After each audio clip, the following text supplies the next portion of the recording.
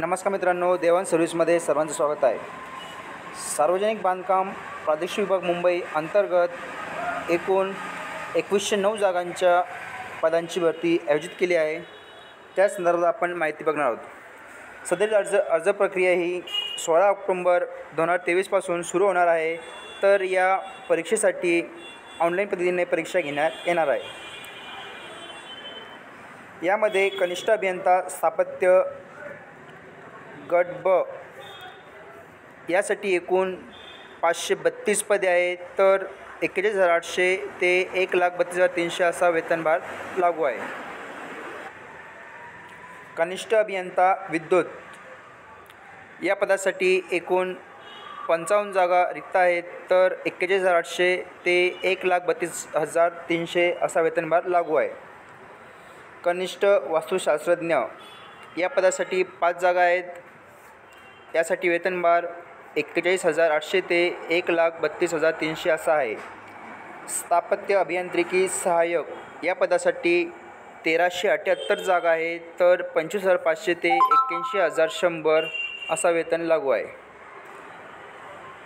लघुलेखक उच्च श्रेणी या पदासाठी एकूण विभागानुसार 8 जागा आहेत. तर 44,900 ते 1,45,400 असा वेतनभार लागू आहे. लघुलेखक निम्न श्रेणी या पदासाठी 2 जागा आहेत. तर 41,800 ते 1,32,300 असा वेतनभार लागू आहे. उद्यान पर्यवेक्षक या पदासाठी 35,400 ते 1,12,400 असा वेतनभार मिळेल. तर 12 जागा या पदासाठी रिक्त आहेत. सहाय्यक कनिष्ठ वास्तुशास्त्रज्ञ या पदासाठी एकूण 9 जागा आहेत. तर 32,000 ते 1,16,000 रुपये असा वेतनभार लागू आहे. स्वच्छता निरीक्षक या पदासाठी एकूण 1 जागा आहेत. वरिष्ठ लिपिक या पदासाठी एकूण 27 जागांचा समाविष्ट केलेला आहे. तर 25,500 ते 81,100 असा वेतन लागू आहे. प्रयोगशाळा सहाय्यक या पदासाठी 21,700 ते 69,100 असा वेतन. तर 5 जागा या पदासाठी रिक्त आहेत. वाहन चालक या पदासाठी 19,900 ते 63,200 असा वेतन. तर 2 जागा रिक्त आहेत. स्वच्छक या पदासाठी एकूण 32 जागा आहेत. या पदासाठी 15,000 ते 47,600 असा वेतन लागू आहे. शिपाई या पदासाठी 15,000 ते 47,700 असा वेतन आहे. तर 40 ते 41 जागा या पदासाठी राखीव आहेत. उमेदवारांनी जाहिरातीची माहिती www.mahapwd.gov.in या संकेतस्थळावर माहिती देण्यात आली आहे. ती आपण तपासू शकता. सदरील पदासाठी जी पात्रता आहे त्यासाठी उमेदवार हा भारतीय नागरिक असावा. तसेच वयोमर्यादा अर्ज स्वीकारण्याचा अंतिम तारखेपर्यंत उमेदवाराचे वय हे 18 ते 40 असणे आवश्यक आहे. मागासवर्गीय अनाथ आर्थिकदृष्ट्या दुर्गम घटकासाठी 18 ते 45 वर्ष वयोमर्यादा आहे.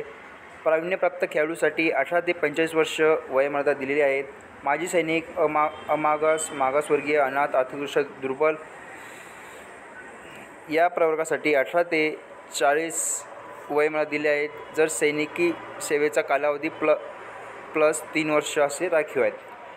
दिव्यांग व्यक्तीसाठी 18 ते 45 वर्ष राखीव आहेत. प्रकल्पग्रस्त व भूकंपग्रस्त या प्रवर्गासाठी 18 ते 45 वर्ष. तर पदवीधर अंशकालीनसाठी 18 ते 55 वर्ष अशी वयोमर्यादा दिलेली आहे. परीक्षेचे स्वरूप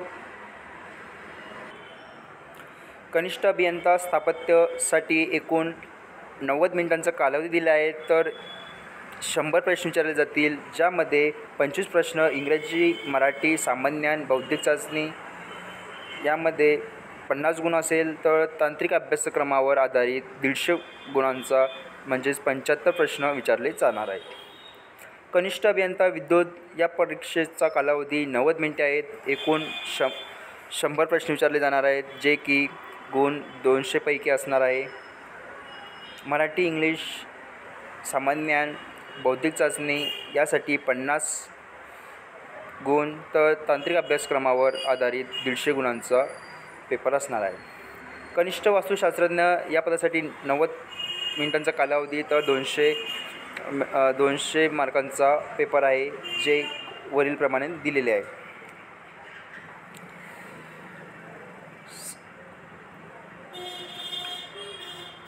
लघुलेखक उच्च श्रेणी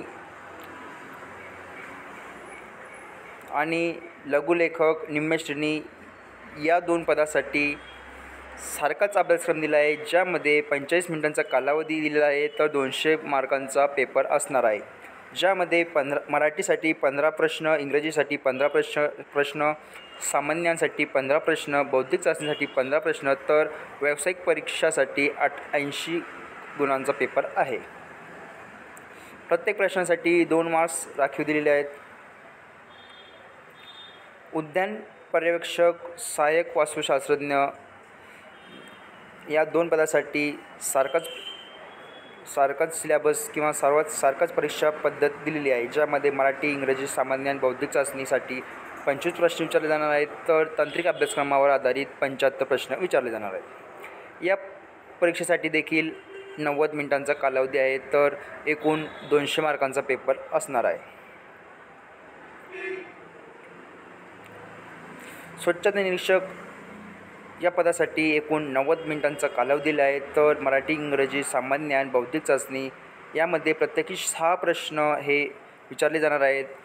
ते 50 गुणांसाठी आहे, तर तांत्रिक अभ्यासक्रमावर आधारित 150 गुणांचा 75 प्रश्नांचा पेपर असणार आहे. एकूण 200 गुण आहेत. वरिष्ठ लिपिक परीक्षेचा कालावधी 90 मिनिटे आहे, तर मराठी, इंग्रजी, सामान्य ज्ञान आणि बौद्धिक चाचणी क्रमशः 25 प्रश्न विचारलेले आहेत, तर असे एकूण 100 प्रश्न हे 200 गुणांसाठी आहेत. प्रयोगशाळा सहाय्यक परीक्षेसाठी 90 मिनिटांचा कालावधी दिला आहे. इंग्लिश, सामान्य ज्ञान, बौद्धिक चाचणी यामध्ये एकूण 10 प्रश्न विचारले जाणार आहेत. प्रत्येकी तांत्रिक अभ्यासक्रमावर आधारित भौतिकशास्त्र, रसायनशास्त्र, भूविज्ञान, कृषी विषयक प्रत्येकी 60 प्रश्न विचारले जाणार आहेत. प्रत्येकी 15 प्रश्न असे एकूण 60 प्रश्न या विभागावर आधारित विचारणार आहेत. एकूण 100 प्रश्न असेल, तर 200 मार्कांचा पेपर होणार आहे. शिपाई या पदासाठी मराठी, इंग्रजी, सामान्य ज्ञान, बौद्धिक चाचणी असे 4 विभाग केले आहेत. या 4 विभागामध्ये 25 प्रश्न विचारले जाणार आहेत, जे की 200 मार्कांचा पेपर असणार आहे. परीक्षेचे स्वरूप यामध्ये परीक्षा ही ऑनलाईन पद्धतीने घेण्यात येणार आहे.